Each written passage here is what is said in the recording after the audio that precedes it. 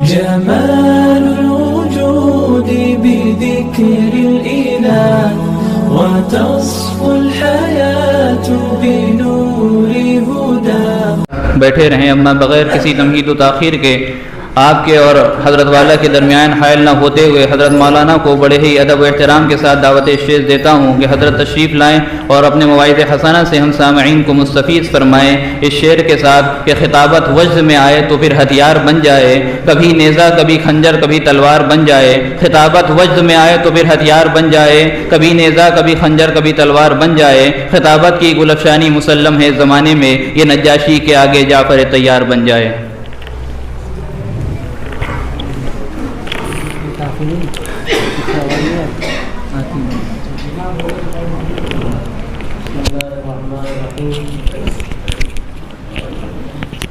الحمدللہ رب العالمین، والصلاة والسلام علی سید المرسلین وخاتم النبیین سیدنا و نبینا و مولانا محمد وعلی آلہ وصحبہ اجمعین وعلی من تبعهم بإحسان ودعا بدعوتهم إلى يوم الدين. أما بعد، فأعوذ بالله من الشيطان الرجيم. خيركم، قال النبي صلى الله عليه وسلم: خيركم من تعلم القرآن وعلمه، أو كما قال عليه الصلاة والسلام. میرے محترم بھائیوں، بزرگوں، دوستوں، آپ نے بچوں کے پروگرام سنے، دیکھے کہ محنت ہے مدرسے کی، اساتذہ کی، اور یہ اس وقت کی بڑی ضرورت ہے. آپ جو حضرات جانتے ہیں اس وقت مسلمانوں کے جو حالات ہیں ان سے واقف ہیں کہ کس طرح سے بے دینی پیدا ہو رہی ہے، اور بعض اس حد تک بگڑ چکی ہے کہ لوگ ایمان کی حقیقت سے ناواقف ہیں. ابتداء کی حد تک بعض مرتبہ واقعات پیش آتے ہیں اور یہ چیز اب بڑھتی چلی جا رہی ہے. اس مصیبت کا جو علاج ہے، میں سمجھتا ہوں کہ تنہا ایک ہی علاج ہے، اور وہ یہ ہے کہ نئی نسل کے ایمان کی حفاظت کے لیے ان کو دینی تعلیم سے آراستہ کیا جائے. اس کی دو شکلیں ہوتی ہیں. کچھ تو یہ ہوتا ہے کہ جو مدرسے قائم ہیں، بچے وہاں تعلیم حاصل کرتے ہیں اور مکمل تعلیم ان کی مدارس کی ہوتی ہے. اور زیادہ تر یہ ہوتا ہے کہ اکثر بچے اسکولوں میں جاتے ہیں، کالجوں میں جاتے ہیں، اور ان کی اگر تعلیم نہ ہو تو وہ خطرے میں پڑ جاتے ہیں. اور ان کے لیے صبح و شام کے جو مکاتب ہوتے ہیں، صباحی اور مسائی مکاتب، یہ اس وقت کی سب سے بڑی میں ضرورت سمجھتا ہوں کہ اگر ان کا انتظام نہیں کیا جائے گا تو یہ نئی نسل نہ جانے کس راستے پر جائے گی. اگر ہمیں اللہ سے محبت ہے اور اللہ کے رسول صلی اللہ علیہ وسلم سے محبت ہے، اور ہمیں یقین ہے کہ ہمیں مرنا ہے اور اللہ کے سامنے حاضر ہونا ہے، تو ہمیں اس بات کو بھی سمجھنا چاہیے کہ ہمیں اس کی تیاری بھی کرنی ہے. اگر ہم نے اس کی تیاری نہ کی،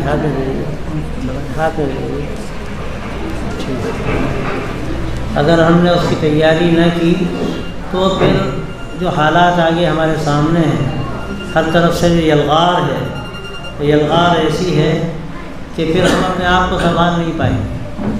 اس لیے میں آپ کو بات دیتا ہوں مدرسے کے اساتذہ کو اور ذمہ داروں کو کہ انہوں نے محنت کی ہے، اور یہ ایک بہت بڑا دینی فریضہ ہے جو انجام دے رہے ہیں. افسوس کی بات یہ ہے کہ ابھی جو لاک ڈاؤن کا زمانہ گزرا، اس میں بجائے اس کے کہ ہمارے اندر احساس بڑھتا، ہماری غفلت میں اضافہ ہوا. اور یہ چیز بہت خطرناک ہے. ہماری غفلت میں اضافہ ہوا. یہ یقیناً اللہ کی طرف سے جو ہمیں ایک موقع دیا گیا تھا، ہم نے گویا اس سے فائدہ نہیں اٹھایا. مصیبتیں جو ہوتی ہیں، سچی بات یہ ہے کہ مصیبتیں اللہ کی طرف سے ہوتی ہیں، اور اس لیے ہوتی ہیں تاکہ ہمارے اندر احساس بیدار ہو. قرآن مجید میں اللہ تبارک و تعالیٰ فرماتا ہے: اعوذ باللہ من الشیطان الرجیم فَلَنُذِيقَنَّهُم مِّنَ الْعَذَابِ الْأَدْنَىٰ دُونَ الْعَذَابِ الْأَكْبَرِ لَعَلَّهُمْ يَرْجِعُونَ.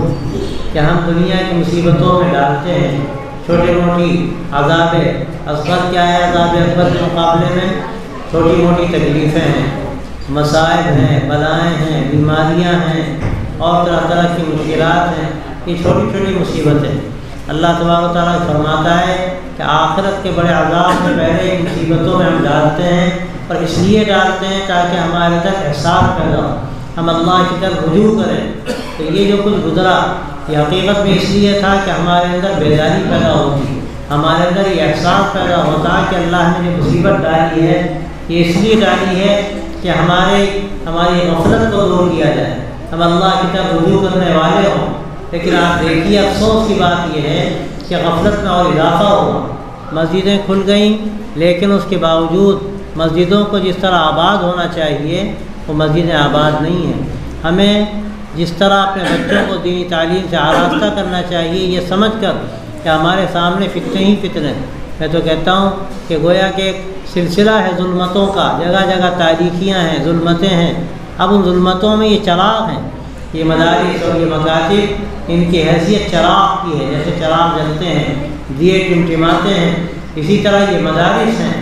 ضرورت اس بات کی ہے کہ جگہ جگہ چراغ جلائے جائیں تاکہ اس سے روشنی ہو، ظلمتیں دور ہوں۔ لیکن بجائے اس کے کہ ہم اس کی کوشش کرتے، آج اور زیادہ ہمارے اندر غفلت پیدا ہو گئی، ہمارے گھروں میں غفلت پیدا ہو گئی۔ ہماری خواتین میں، جن کے بارے میں کہا جاتا تھا کہ خواتین میں ایمان زیادہ ہوتا ہے، ان کے اندر جذبہ زیادہ ہوتا ہے، ان کے اندر ایمانی حمیت زیادہ ہوتی ہے، لیکن اب افسوس کی بات یہ ہے کہ آج جو ہمارے سامنے حالات ہیں ان میں کثرت سے واقعات پیش آ رہے ہیں کہ ہماری بچیاں اس وقت ارتداد کے گویا کے دہانے پر کھڑی ہوئی ہیں، اور اس کا خطرہ ہے۔ خطرہ ہی کیا ہے؟ عملی طور پر میں کہہ سکتا ہوں یہ لکھنؤ ہے، یہ علم کا شہر کہا جاتا ہے، یہاں بڑے بڑے مدرسے ہیں اور بہت بڑے بڑے علماء ہیں، سب کچھ ہے، لیکن اس کے باوجود بھی میں آپ کو یہ خبردار کرنا چاہتا ہوں کہ یہاں بھی حالات ایسے ہیں کہ محلے محلے ارتداد کی کیفیت پیدا ہو رہی۔ نہ جانے اگر میں یہ کہوں کہ 20 50 نہیں، نہ جانے اس سے زیادہ سینکڑوں واقعات شہر لکھنؤ میں پیش آ رہے ہیں کہ ہماری بچیاں ارتداد کی طرف جا رہی ہیں۔ آخر یہ کس چیز کا اشارہ ہے؟ اللہ تبارک و تعالیٰ نے جو ہم پر مصیبت ڈالی تھی، اس مصیبت کے نتیجے میں ہمارے اندر بیداری پیدا ہونی چاہیے تھی، بجائے اس کے اور زیادہ ہمارے اندر غفلت پیدا ہوگی۔ اب ظاہر ہے کہ جو پلاننگ ہے غیروں کی طرف سے، جس میں اس کی کوشش کی جا رہی ہے کہ مسلمانوں کو ایمان سے الگ کر دیا جائے، ان کا ایمان سے جو مضبوط رشتہ ہے وہ رشتہ باقی نہ رہے، اگر ہماری غفلت اسی طرح رہے گی تو اس میں کامیاب ہو جائیں گے، اس میں کامیاب ہو جائیں گے کیا، بلکہ میں سمجھتا ہوں کامیاب ہو رہے ہیں۔ اس لیے میرے دوستوں، میرے بھائیوں اور میری ماں اور بہنوں، اگر آپ میری آواز سنتی ہیں تو میں سمجھتا ہوں کہ سب سے بڑی ذمہ داری آپ کی ہے۔ آپ گھروں کے ماحول کو بہتر بنانے کی کوشش کیجیے، آپ اپنے نوجوان بچوں کو اور باشعور بچوں کو نماز کا اہتمام کرنے کا حکم نہیں دیجیے، ان کو تاکید کیجیے اور اس کی تلقین کیجیے۔ نماز کا وقت ہو رہا ہے اور بچے اپنے کاموں میں لگے ہوئے ہیں، موبائل کی مصیبت ہے، موبائل میں لگے ہوئے ہیں، اور موبائل ہاتھ میں آ جائے، وہ گیم ہو یا اور ڈرامے ہوں، نہ جانے کیا کیا اس میں خرافات ہیں، پھر اس کے بعد آدمی ایسا بے ہوش ہو جاتا ہے کہ اس میں دین کا ہوش رہتا ہے نہ دنیا کا ہوش رہتا ہے۔ واقعہ یہ کہ نہ دین کا ہوش رہتا ہے نہ دنیا کا ہوش رہتا ہے۔ آپ کہیے کہ دکان کا وقت ہو گیا، موبائل ہاتھ میں ہے، اب اس کے بعد فرصت نہیں ہے، نماز کا وقت ہو گیا، اذان ہو رہی ہے، موبائل ہاتھ میں ہے تو نماز کا احساس بھی نہیں۔ تو یہ جو ایک پلاننگ کی ہوگیوں کی مسلمان نوجوانوں کو برباد کرنے کی، مسلمان نوجوان لڑکیوں کو برباد کرنے کی، وہ پلاننگ کامیاب ہو رہی ہے۔ اگر ہم نے اس کے خلاف علم بلند نہ کیا اور ہم اس کے لیے سفارہ نہ ہوئے تو میں آپ سے صاف کہتا ہوں ہمارا ایمان خطرے میں ہے اور ہمیں ایمان بچانا مشکل ہو جائے گا۔ ابھی حالات ایسے نہیں ہیں کہ ہم کام نہ کر سکیں، ابھی ہم کام کر سکتے ہیں، کہ اللہ کا فضل ہے تو ہمیں اس سے فائدہ اٹھانا چاہیے۔ یہ مدرسے جو مسجدوں میں ہیں، کوئی مسجد سے خالی نہ ہوگی جہاں مکتب نہ ہو۔ میں آپ سے صاف کہتا ہوں یہ جو ایک مسجد ہے اور مسجد میں میرے خیال میں محلے کے جو لوگ جو جمع ہوئے ہیں، ہو سکتا ہے اور محلوں کے لوگ بھی ہوں، آپ طے کیجیے کہ ہر مسجد میں مکتب کا ہونا فرض ہے، اور اس مسجد سے متعلق جتنے مسلمانوں کے گھر ہیں، ہر گھر کا ہر بچہ اور ہر چھوٹی بچی یہاں آ کر تعلیم حاصل کرے مسجد میں، یہ فرض ہے۔ اگر ہم نے یہ نہ کیا تو یاد رکھیے آپ بچا نہ پائیں گے۔ ہمیں کیا اس کی بھی فکر نہیں کہ خدا نہ خواستہ ہم کر مر رہے ہوں اور کوئی کرنے کی ترغیب کرنے والا بھی نہ ہو۔ ظاہر ہے ہم نے بچوں کی جو تعلیم ہم ان کو دے رہے ہیں اسکولوں میں، کالجوں میں، وہاں ان کو کیا سکھایا جا رہا ہے؟ وہاں کو دیومالائی نظام پڑھایا جا رہا ہے، وہاں کو شرک گویا کہ ان کے ذہن و دماغ میں بسانے کی کوششیں کی جا رہی ہیں۔ اب اگر ہم نے ان کو توحید کا سبق نہ دیا، ان کو قرآن مجید کی تعلیم نہ دی، ہم نے اسلام کے بارے میں ان کو نہ بتایا، تو کل وقت وہ آئے گا کہ نہ وہ نبی صلی اللہ علیہ وسلم کا نام جانیں گے، نہ وہ نماز جانیں گے، نہ وہ کلمہ جانیں گے، اور اس کا ڈر ہے کہ خدا نخواستہ کھل کر وہ ارتداد کا شکار نہ ہو جائے۔ تو یہ مدرسے، یہ مسجد میں جو مکاتب ہوتے ہیں، یہ ریڑھ کی ہڈی ہے، اس سے یہ میں کہہ سکتا ہوں اسلام کے مضبوط قلعے ہیں۔ اگر یہ ہے تو اسلام باقی ہے، مسلمان اپنے دینی تشخص کے ساتھ باقی ہیں، اور اگر خدا نخواستہ یہ مدارس اور یہ مکاتب نہ رہے تو ہم سب خطرے میں ہیں۔ اور ہم سب کیا خطرے میں ہیں؟ یہ بات بھی بہت سمجھنے کی ہے۔ دیکھیے ایک بات یاد رکھیے، ہم خطرے میں اس کا مطلب آپ یہ سمجھتے ہیں کہ مسلمان خطرے میں ہیں، تو یہ بات تو ٹھیک ہے، ایک مسلمان خطرے میں اگر یہ اس طرح سے غفلت رہے گی تو یہ مسلمان ختم ہو جائیں گے، خدا نخواستہ یہ تحریہ ہو جائیں گے، خدا نخواستہ یہ کسی دوسرے مذہب کو ماننے لگیں گے، شرک میں مبتلا ہو جائیں گے۔ لیکن ایک بات بتائیے، کس کا نقصان کریں گے؟ جو یہ عمل کرے گا وہ اپنے لیے گویا کہ دوزخ کا انتظام کرے گا۔ اللہ تعالیٰ ہم سب کی حفاظت فرمائے اور ہماری نسلوں کی حفاظت فرمائے۔ یہ نقصان سب سے بڑا ہمارا ہے۔ جہاں تک مسئلہ ایمان کا ہے، اسلام کا ہے، اللہ کا وعدہ ہے وہ دین تو باقی رہے گا۔ اللہ تعالیٰ قرآن مجید کے اندر فرماتا ہے اِنَّا نَحْنُ نَزَّلْنَا الذِّكْرَ وَإِنَّا لَهُ لَحَافِظُونَ، کہ ہم نے یہ کتاب ہدایت کی اتاری ہے اور ہم اس کی حفاظت کرنے والے ہیں، کہ دین قائم رہے گا، کہ قرآن قائم رہے گا، یہ شریعت قائم رہے گی، اللہ کے نبی صلی اللہ علیہ وسلم کی سنتیں قائم رہیں گی۔ اگر ہم اس سے وابستہ نہیں ہوں گے، اللہ کی قوم کو لا کر کھڑا کر دے گا جو حفاظت کرنے والی، اپنے آپ کو اس دین سے وابستہ کرنے والی ہوگی۔ قرآن مجید میں اللہ تعالیٰ فرماتا ہے وَإِن تَتَوَلَّوْا يَسْتَبْدِلْ قَوْمًا غَيْرَكُمْ ثُمَّ لَا يَكُونُوا أَمْثَالَكُمْ، کہ اگر تم بات نہیں مانتے، اللہ تمہاری جگہ پر دوسری قوم کو لا کر کھڑا کر دے گا تو تمہاری طرح سے نہیں ہوں گے، تمہاری طرح سے نگم میں اور تمہاری طرح سے غافل نہیں ہوں گے۔ یہ اللہ تعالیٰ فرماتا ہے۔ تو مسئلہ کسی اور کا نہیں ہے، مسئلہ ایمان کا نہیں، مسئلہ اسلام اور قرآن کا نہیں۔ اللہ کا وعدہ ہے جب تک قیامت نہیں آئے گی، اللہ تعالیٰ نے حفاظت کا وعدہ کیا ہے کہ ساری چیزیں باقی رہیں گی۔ لیکن میرے دوستوں، میرے بھائیوں، مسئلہ ہمارا اور آپ کا ہے۔ آج ہم دکانوں میں مست ہیں، اپنے کاروبار میں مست ہیں، اپنے کسی بھی جو معاشی اپنا نظام ہم نے اپنے لیے متعین کیا ہے، ہم اس میں مصروف ہیں، لیکن ہمیں یہ خیال نہیں ہے کہ ہمارا ایمان خطرے میں ہے۔ ایک بات میں آپ سے کہتا ہوں، اگر خدا نخواستہ ایمان نہ رہا تو آپ کی دکانیں بھی خطرے میں ہیں، آپ کا کاروبار بھی خطرے میں ہے، آپ کی یہ دنیا کی جو عزت اور وجاہت ہے یہ سب خطرے میں ہے۔ اس لیے یہ ہماری بڑی ذمہ داری ہے، اس مجلس میں ہمیں یہ طے کرنا ہے کہ اپنے ہر بچے کو ہم یہاں مسجد میں بھیجیں گے، یہاں کے مدرسے میں بھیجیں گے، ان کی دینی تعلیم کا انتظام کریں گے۔ اور ایک بات اور میں کہتا ہوں کہ جو بڑی بچیاں ہیں جو کالجوں میں جا رہی ہیں، اور افسوس کی بات یہ ہے کہ آسانی کے ساتھ ہم ان کو جاب پہ بھیج دیتے ہیں، اور وہاں کیا کیا ہوتا ہے، کس طرح وہاں کے ایمان کے سودے ہوتے ہیں، اس کا ہمیں احساس نہیں ہوتا۔ ان کے لیے ہم الگ سے محلے میں ایک انتظام کریں، کسی گھر میں انتظام کریں، کوئی مدرسہ یا اسکول ہو، دوسرے وقت میں وہاں انتظام کریں، اور کوئی عالمہ لگا دیں، وہ وہاں پر دینی تعلیم دے، ان کا اسلام قائم رہے، ایمان سے ان کی وابستگی باقی رہے۔ یہ ہمارے اوپر بڑی ذمہ داری ہے۔ اگر انشاءاللہ ہم نے یہ اہتمام کر لیا تو ہمارا ایمان باقی رہے گا، اور اگر خدا نخواستہ ہم نے یہ نہ کیا تو ہم سب خطرے میں ہیں۔ ایک بات اور میں کہتا ہوں، اس وقت جو خطرات منڈا رہے ہیں اس میں ایک بڑا سبب یہ بھی ہے کہ بچے بڑے ہو جاتے ہیں، بچیاں بڑی ہو جاتی ہیں، 25 سال اور اس کے ساتھ 30 سال اور زیادہ، اور ہم ان کی شادیوں کا اہتمام نہیں کرتے۔ یہ بھی ایک انتہائی غلط راستہ ہے، غلط طریقہ ہے جو ہم نے اختیار کیا۔ وقت پر شادی کرنا چاہیے، اور بعض مرتبہ تو اولاد چاہتی ہے کہ ماں باپ شادی کر دیں، لیکن ماں باپ تیار نہیں ہوتے۔ یاد رکھیے ماں باپ گنہگار ہوں گے، اس لیے کہ بچے اور بچیاں بڑی ہو رہے ہیں۔ اب اگر آپ شادی نہیں کریں گے، غلط راستوں پر پڑیں گے، ایمان بھی خطرے میں پڑے گا، اور اس کی ذمہ داری ہوگی والدین پر ہوگی۔ اس لیے وقت پر شادی کیجیے، اور اس میں بڑا معنی کیا ہے، جہیز کے مطالبے کیے جاتے ہیں، اور شادیوں کو مصیبت بنا لیا ہم نے۔ آپ طے کیجیے کہ شادیاں شادی کی جائیں گی، جہیز کے مطالبے نہیں کیے جائیں گے، یہ غیر شرعی بات ہے۔ عجیب بات ہوتی ہے، لڑکا بھی ہے لڑکی بھی ہے، لڑکی کی شادی نہیں ہو رہی اور ماں باپ کہتے ہیں کہ جہیز کے مطالبے ہیں، اور افسوس کی بات کیا ہے، لڑکا بھی ہے اور آپ خود اسی جہیز کے مطالبے پر آمادہ ہے۔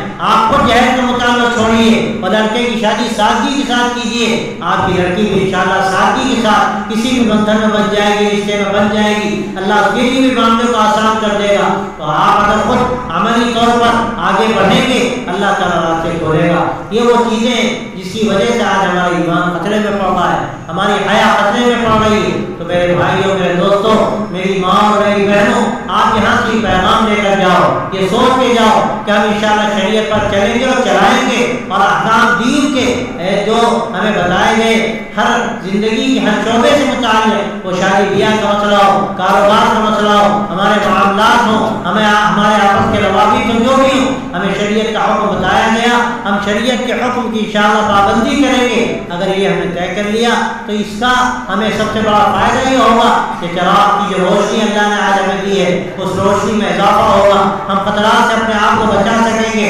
ہماری آنے والی نئی نسل جو ہے یہ ایمان پر باقی رہے گی، اور اس کا ایمان جب باقی رہے گا تو انشاءاللہ تعالی مرتے وقت یہ کلمے کی ہمیں تلقین کرنے والے ہوں گے، اللہ ہمیں بھی ایمان کے ساتھ دنیا سے اٹھائے گا، اللہ ہماری نسلوں میں بھی ایمان کو قائم رکھے گا۔ لیکن اس کے لیے میرے بھائیوں، میرے دوستوں اور میری ماں اور بہنوں، ہمیں اس کی فکر کرنی پڑے گی، دینی تعلیم کا انتظام ہمیں کرنا پڑے گا، ہمیں اپنے معاشرے کو بنانا پڑے گا، ہمیں اپنی خرابیوں کو دور کرنا پڑے گا۔ یہ سماج کی جو آج ہمارے اندر خرابیاں ہیں، اس سے غلط تصویر غیروں کے سامنے جا رہی ہے، ہم جو کچھ کرتے ہیں ہمیں اس کا خیال نہیں ہوتا، ہمیں اس سے روکا گیا ہے۔ حدیث میں آتا ہے اماطۃ الاذی عن الطریق صدقہ، راستے سے تکلیف دہ چیز کو ہٹا دینا صدقہ ہے۔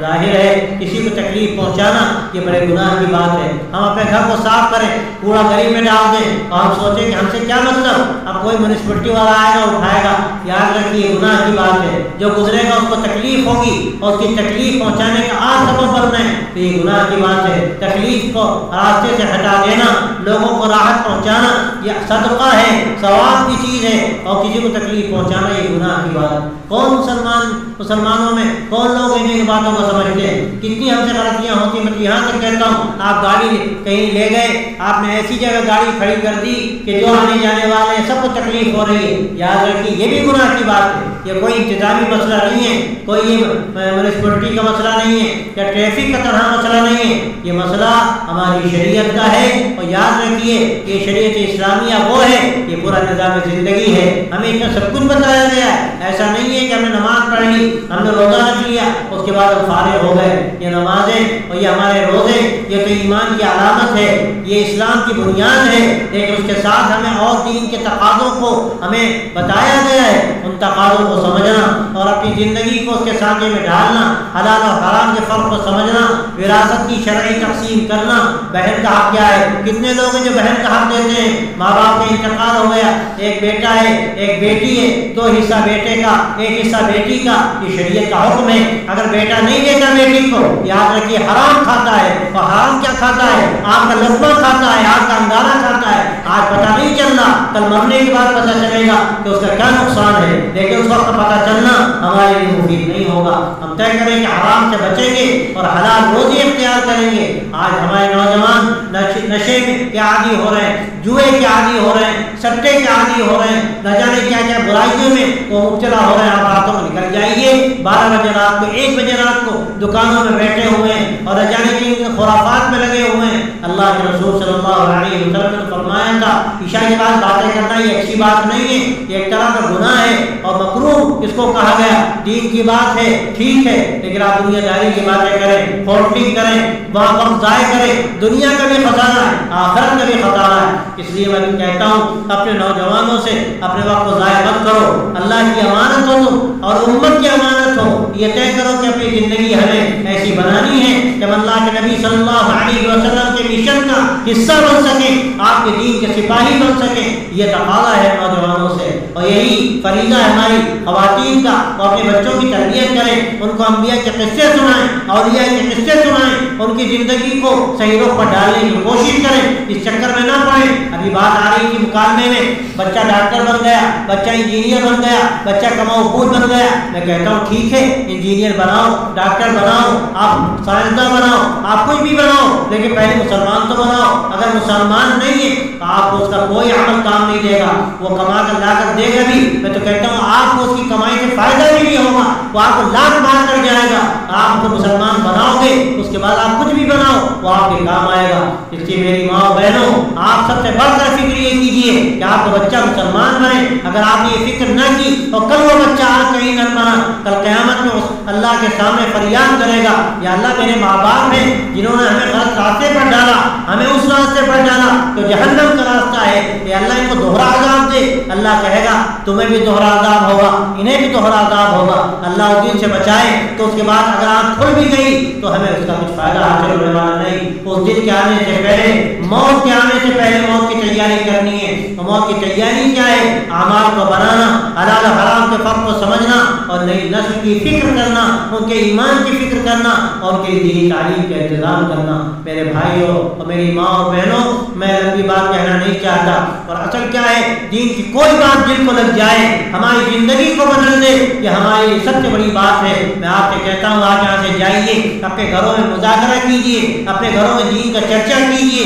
गलत कामों में अगर आप मुब्तला हैं, यहाँ से तौबा करके उठिए और घर में जाकर कहिए मौलवी साहब से बात सुनकर आया, अब मैं गलत काम नहीं करूँगा, मैं रिश्वत देता था नहीं लूँगा, मैंने लोन लिया था हराम समझता हूँ, अब मैं कभी लोन नहीं लूँगा। सूद देना, उस पर गवाह बनना और उसका लिखना, ये सब हराम है। और लानत है ऐसे लोगों पर जो ऐसा काम करें, अल्लाह की फिटकार है ऐसे लोगों पर, और अल्लाह की तरफ से ऐलान किए। मुसलमान कहाँ से महफूज रहेंगे जब अल्लाह से बगावत करेंगे, अल्लाह के नबी से बगावत करेंगे, कहाँ उनसे उनकी मदद होगी और कहाँ उनको दुनिया में ठिकाना मिलेगा। आज हमारी बर्बादी का सबब ये है कि हमने दीन को छोड़ा, और जब दीन को छोड़ा तो दुनिया भी हमारे हाथ से जाने लगी। मेरे दोस्तों, मेरे भाइयों, बस आप यहाँ से तय करके जाओ कि हमें दीन पर चलना है, आइंदा आने वाली नस्ल को हमें दीनी तालीम देनी है, फर्ज समझना है। आप पहले मैंने गश्त कीजिए इस मस्जिद के अतराफ में जितने घर हैं, हर घर का हर बच्चा और हर छोटी बच्ची यहाँ तालीम हासिल करे। और मैं साथ कहता हूँ कि तालीम बालगान का भी नज़र करो। ईशा के बाद आप लोग बैठो, अपनी सूरह फातिहा सही करो, सूरह इखलास सही करो, इससे नमाज तो हमारी सही हो जाए। नमाज का तरीक़ा जानो, हलाल और हराम का फ़र्क समझो। अगर ये भी हमने खुदा न खास्ता न किया तो फिर हम कैसे मुसलमान, फिर कहाँ हमारा इस्लाम कहाँ बाकी रहेगा, और उसके फिर क्या नतीजे निकलेंगे। इसलिए मेरे भाइयों, मेरे दोस्तों, इस वक्त ज़रूरत है फिक्रमंदी की, दर्दमंदी की, होशमंदी की और उसके लिए तदाबीर की। ये अगर हमने कर लिया, हम दुनिया में भी कामयाब होंगे और आखिरत में भी। और मैंने जो हदीस पढ़ी इसमें अल्लाह के नबी सल्लल्लाहु अलैहि वसल्लम ने साफ-साफ कहा कि खैरुकुम मन तअल्लमा अल-कुरान व अल्लमा, कि तुम में सबसे बेहतर वो है जो कुरान मजीद सीखे और कुरान मजीद सिखाए। मकतब में क्या सिखाया जाता है? कुरान मजीद सिखाया जाता है। आप अपने बच्चों को बेहतर रास्ते पर डाल रहे हो, और ये पढ़ाने वाले खुशकिस्मत हैं, ये मस्जिद के मुल्ला इनको समझा जाता है। कल क़यामत पता चलेगा इनका मकाम क्या है। लेकिन जब भी कि ये भी अपना मकाम समझें और अपनी जिम्मेदारी को एहसास करें, जिम्मेदारी का एहसास के अंदर भी पैदा हो, ये इंशाअल्लाह अगर फिक्रमंदी आ गई, हम दुनिया में भी कामयाब होंगे, आखिरत में भी कामयाब होंगे। मैं आपको मुबारकबाद देता हूँ कि आप दीन के नाम पर बैठे। अल्लाह ने आपको तौफीक दी, बच्चों ने अच्छे अच्छे प्रोग्राम किए, अल्लाह इनको तरक्की दे और इनको दीन पर इस्तिकामत नसीब फरमाए। और आप सबको और हम सब अल्लाह ताला ईमान पर बाकी रखे और ईमान पर खात्मा नसीब फरमाए। वीडियो अगर अच्छी लगी हो तो लाइक करें, शेयर करें और चैनल को सब्सक्राइब करना ना भूलें, और साथ ही साथ बेल आइकन को प्रेस करें ताकि नई वीडियो की नोटिफिकेशन आपको मिलती रहे।